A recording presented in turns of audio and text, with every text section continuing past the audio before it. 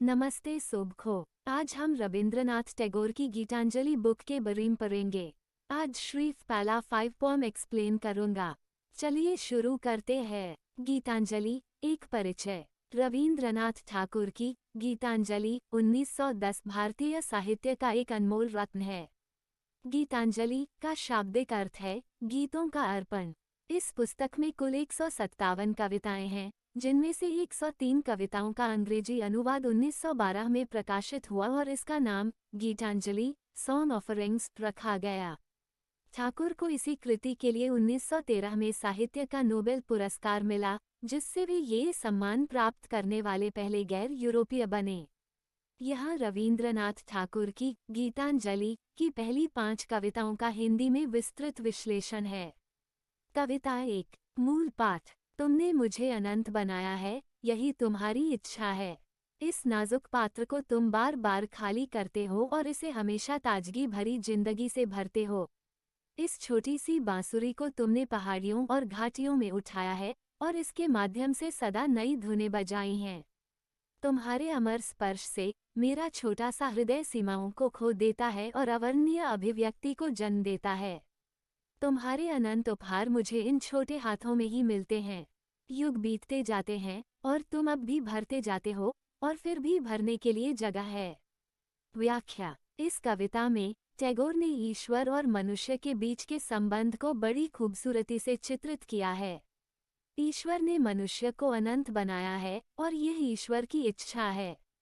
मनुष्य का शरीर एक नाजुक पात्र की तरह है, जिसे ईश्वर बार बार खाली करता है और उसे नई ऊर्जा और जीवन से भरता है।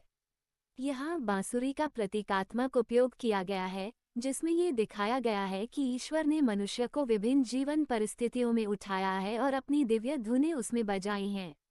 ईश्वर के स्पर्श से मनुष्य का हृदय अपनी सीमाओं को खो देता है और अवर्णनीय खुशी और अभिव्यक्ति को जन्म देता है।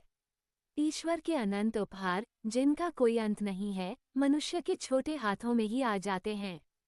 समय के साथ ये उपहार मिलते रहते हैं, लेकिन फिर भी भरने की जगह बनी रहती है। ये कविता इस बात पर जोर देती है कि मानव जीवन ईश्वर के हाथों में एक साधन की तरह है, जिसमें अनंत संभावनाएं और दिव्यता भरी होती हैं।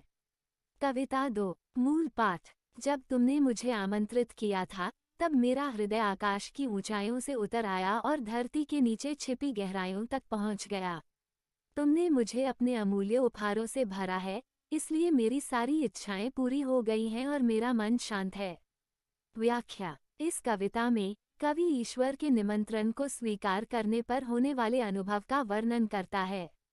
जब ईश्वर ने उसे आमंत्रित किया, तो उसका हृदय आकाश की ऊंचाइयों से नीचे उतर आया और धरती के गहरे हिस्सों तक पहुंच गया। इसका अर्थ है कि ईश्वर के निमंत्रण ने उसे उसकी वास्तविकता और अस्तित्व के गहरे रहस्यों का बोध कराया। ईश्वर ने उसे अपने अमूल्य उपहारों से भर दिया है, जिससे उसकी सारी इच्छाएं पूरी हो गई हैं और उसका मन शांत हो गया है। ये कविता इस बात का प्रतीक है कि ईश्वर के साथ संबंध स्थापित करने पर मनुष्य को शांति और संतोष प्राप्त होता है। कविता 3। मूल पाठ। मैं इस हवन कुंड में अर्पित हो गया हूँ। मेरी आत्मा के इस अग्निकुंड में मेरी आहुतियाँ तुम्हारी ओर समर्पित हैं। मैं अब अपने सारे बंधनों से मुक्त हो गया हूँ और तुम्हारे प्रेम में डूब गया हूँ।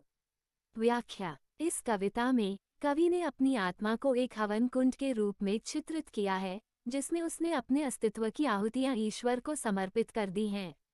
यह आत्मसमर्पण और त्याग का प्रतीक है, जहाँ कवि अपने सारे बंधनों से मुक्त हो गया है और ईश्वर के प्रेम में डूब गया है।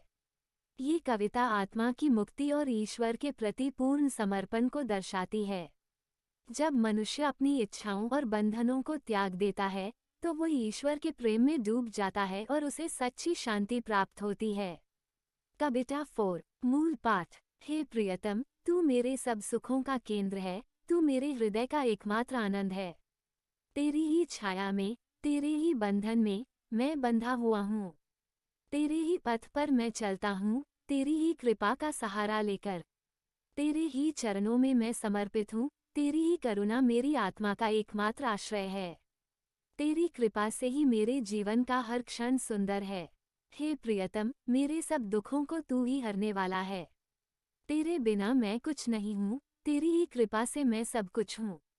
गहन व्याख्या। कवि इस गीत में भगवान को प्रियतम कहकर संबोधित कर रहा है, जो इंगित करता है कि उनके और भगवान के बीच गहरा और प्रेमपूर्ण संबंध है। कवि यहाँ भगवान के प्रति अपनी संपूर्ण भक्ति और आत्मसमर्पण को प्रकट करता है। भगवान का केंद्रीय स्थान। कवि कहता है कि भगवान उसके जीवन के सभी सुखों का केंद्र हैं। इसका अर्थ है कि कवि के लिए भगवान ही जीवन का सर्वोच्च आनंद और उद्देश्य है। भगवान की छाया में रहकर ही कवि को सच्चा सुख प्राप्त होता है। बंधनों का महत्व। कवि महसूस करता है कि भगवान के बंधन में बंधकर ही उसे सही मार्ग पर चलने की प्रेरणा मिलती है। ये बंधन बाहरी नहीं, बल्कि आंतरिक और आत्मिक है, जो उसे ईश्वर की ओर आकर्षित करता है। करुणा का सहारा। कवि मानता है कि भगवान की करुणा और कृपा ही उसकी आत्मा का एकमात्र आश्रय हैं। ये करुणा उसे जीवन के सभी कठिनाइयों से उबारने का सामर्थ्य रखती है। भगवान की कृपा से ही कवि का जीवन सुंदर और सार्थक बनता है। संपूर्ण समर्पण। कवि अपने सभी दुखों और कष्टों को भगवान के समक्ष समर्पित करता है। वह स्वीकार करता है कि भगवान के बिना उसका अस्तित्व कुछ भी नहीं है, और भगवान की कृपा से ही उसे सब कुछ प्राप्त होता है। कुल मिलाकर ये गीत कवि की गहरी भक्ति और आत्मसमर्पण को दर्शाता है। कवि का यह आत्मसमर्पण उसके जीवन की सभी चिंताओं और दुखों को समाप्त कर देता है और उसे भगवान की असीम कृपा का अनुभव कराता है। कविता 5। मूल पाठ। हे प्रभु, तू मेरी आत्मा को शुद्ध कर, मुझे पवित्रता का मार्ग दिखा। मेरा हृदय सत्य और ईमानदारी से भरा रहे। तू मेरे पापों को क्षमा कर, मुझे सही मार्ग पर चलने की शक्ति प्रदान कर। मेरी आत्मा को अंधकार से मुक्त कर, मुझे प्रकाश की ओर ले चल। तेरी कृपा से ही मैं अपने पापों से मुक्त हो सकता हूँ। तेरी कृपा ही मेरे जीवन की सबसे बड़ी आशा है। गहन व्याख्या। इस गीत में कवि भगवान से प्रार्थना करता है कि उसकी आत्मा को शुद्ध करें और उसे पवित्रता का मार्ग दिखाएं। ये प्रार्थना गहन आत्मिक और आध्यात्मिक अनुभूति से भरी हुई है। आत्मा की शुद्धता। कवि भगवान से निवेदन करता है कि वे उसकी आत्मा को शुद्ध करें। ये शुद्धता केवल बाहरी नहीं, बल्कि आंतरिक है, जो आत्मा को हर प्रकार के दोषों और पापों से मुक्त करती है। सत्य और ईमानदारी। कवि चाहता है कि उसका हृदय हमेशा सत्य और ईमानदारी से भरा रहे। ये प्रार्थना दर्शाती है कि कवि अपने जीवन में नैतिक मूल्यों का पालन करना चाहता है और उसे भगवान का मार्गदर्शन चाहिए। पापों की क्षमा। कवि अपने पापों के लिए भगवान से क्षमा मांगता है। वो ये स्वीकार करता है कि मनुष्य के रूप में उससे गलतियां होती हैं, और भगवान ही उसे क्षमा करके सही मार्ग पर ले जा सकते हैं। अंधकार से प्रकाश की ओर। कवि भगवान से प्रार्थना करता है कि वे उसे अंधकार से मुक्त करें और प्रकाश की ओर ले चलें। यह अंधकार केवल बाहरी नहीं, बल्कि आंतरिक है, जो अज्ञानता, अशुद्धता और पापों का प्रतीक है। प्रकाश ज्ञान, पवित्रता और सत्य का प्रतीक है।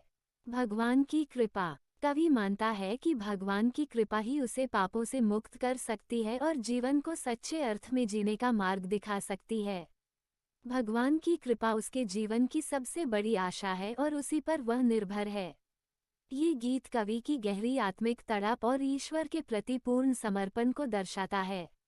ये प्रार्थना हमें सिखाती है कि हमें अपने जीवन में सच्चाई, पवित्रता और ईमानदारी का पालन करना चाहिए और भगवान से मार्गदर्शन की प्रार्थना करनी चाहिए।